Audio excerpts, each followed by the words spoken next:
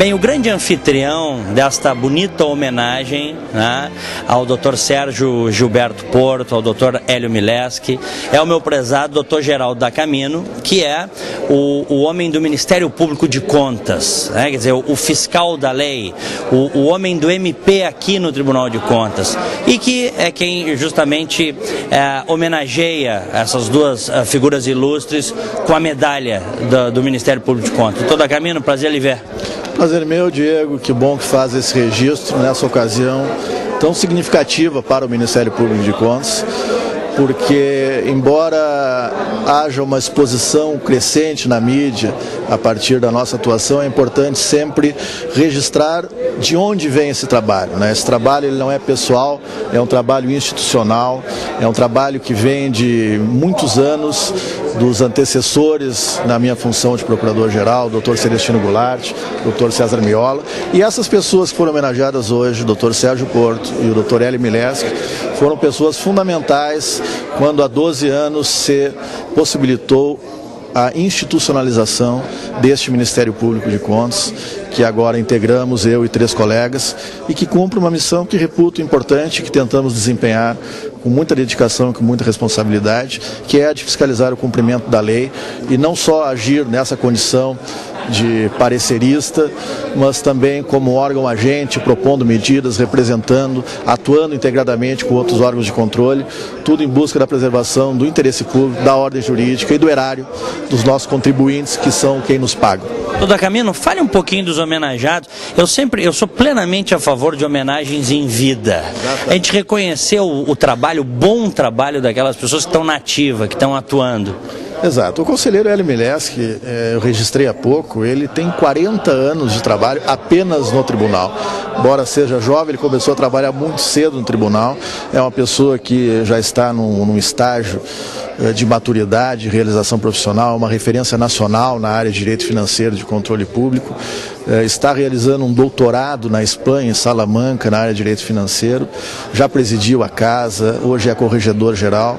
É, em suma, uma referência nacional. E foi extremamente importante na condição de vice-presidente em 1998, quando presidia a corte o conselheiro Porfírio Peixoto, viabilizando, junto com o Ministério Público, à época comandado por Sérgio Gilberto Porto, a edição dessa lei que conformou o Ministério Público de Contas à nova realidade constitucional trazida em 1988. Dr. Sérgio Gilberto Porto, que foi procurador, eu o entrevistei várias vezes como Procurador-Geral de Justiça, o chefe do Ministério Público. Hoje ele é um advogado bem-sucedido, mas que jamais abriu mão da defesa intransigente das instituições públicas.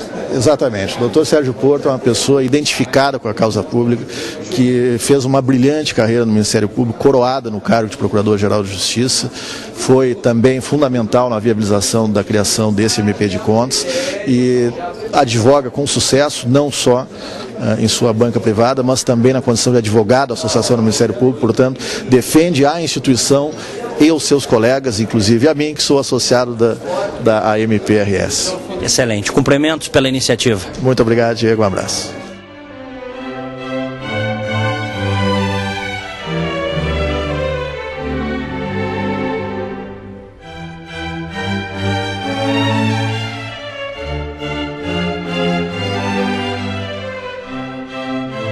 Bem, é com satisfação que eu converso agora com o meu prezado Sérgio Gilberto Porto, que acaba de receber esta bela honraria do Ministério Público de Contas, esta medalha, né, uma promoção do Ministério Público do Tribunal de Contas, na figura do Dr. Geraldo da Camino, reconhecimento por uma vida, né? Não é por um trabalho, não é por um feito, é por uma vida dedicada à defesa da causa pública. Eu acho que isso, sem dúvida, deve te honrar, te orgulhar muito, não é?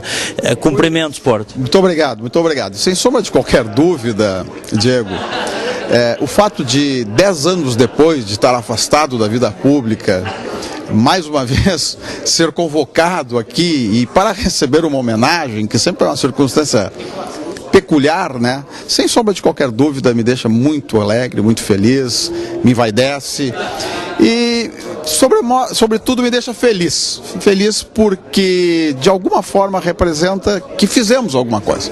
E especialmente por essa instituição que tantos anos me dediquei e que ainda me dedico, que é o Ministério Público. seja ele no plano estadual, seja ele no plano de contas, seja no plano federal, enfim, esses compromissos que a vida pública gera. E agora, mais uma vez, me vejo aqui de alguma forma destacado esse período que tive de atividade pública, né? Tu tens quantos anos de carreira na área jurídica? Vamos dizer, é reservado isso, né? Porque... Mas assim, ó, eu tenho alguns anos, porque a minha vida é curiosa. Eu comecei muito antes de me formar.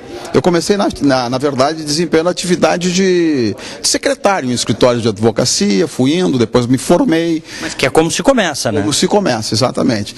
Então, digamos assim, que formado, eu estou desde 1978. Mas desde antes eu já tinha uma vinculação com a área. Na área acadêmica, por exemplo, a área do magistério, eu estou há 30 anos. Né? Claro. E na área da atividade profissional, inicialmente como advogado, promotor e agora advogado de novo, também mais de 30 anos. Tu estás, então, já na 4ª década de atuação, né, na área jurídica? Sem dúvida, na 4ª década de atuação da área jurídica. Eu me lembro de te entrevistar, conversar contigo nos anos 90, quando tu eras Procurador-Geral de Justiça, que é uma grande honraria, né, poder ser alçado a este cargo, né, quer dizer, chefe do órgão que tem como função principal a defesa do interesse público, do interesse das pessoas. Né? Como é que foi essa chegada? Como é que foi esse trabalho até chegar lá? Pois sem sombra de qualquer dúvida, realmente é uma honraria. Isso decorre de uma carreira, né? Eu iniciei como promotor, como todo e qualquer outro promotor, passando por comarcas do interior, depois promovido sucessivamente, cheguei a Porto Alegre, em Porto Alegre compus assessorias de procuradores gerais, enfim, isso foi quase que algo que naturalmente aconteceu na minha atividade profissional. Confesso sinceramente que nunca almejei, eu me preparei, eu busquei isso. Isso foi uma consequência da minha atividade. Quando eu vi, era a minha vez. E aí me submeti digamos, a uma disputa eleitoral interna, né?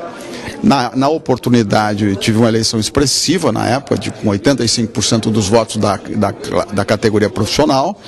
E em razão disso me tornei procurador-geral, fui muito feliz. Acho que tivemos uma atividade bastante razoável, contribuímos, né? Tenho certeza disso. E saí satisfeito do Ministério Público, mas saí apenas, como eu digo, formalmente. Eu continuo materialmente vinculado à instituição, né? E eu me recordo que uma das tuas bandeiras, tu lutaste muito por garantir a manutenção da independência da atividade dos promotores e procuradores. Bom, sem sombra de qualquer dúvida, isso acho que é a pedra de toque da atividade do Ministério Público. A ausência de vinculação ou de subordinação a quem quer que seja, senão a sua consciência e a lei. Então isso fazia parte realmente da atividade que com intensidade trabalhamos, inclusive na preparação do capítulo constitucional para a formatação do Ministério Público, isso lá nos idos de 88, né? Então, sem sombra de qualquer dúvida, acho que isso foi uma marca realmente da minha atividade e de tantos outros colegas que também assim têm essa convicção, né?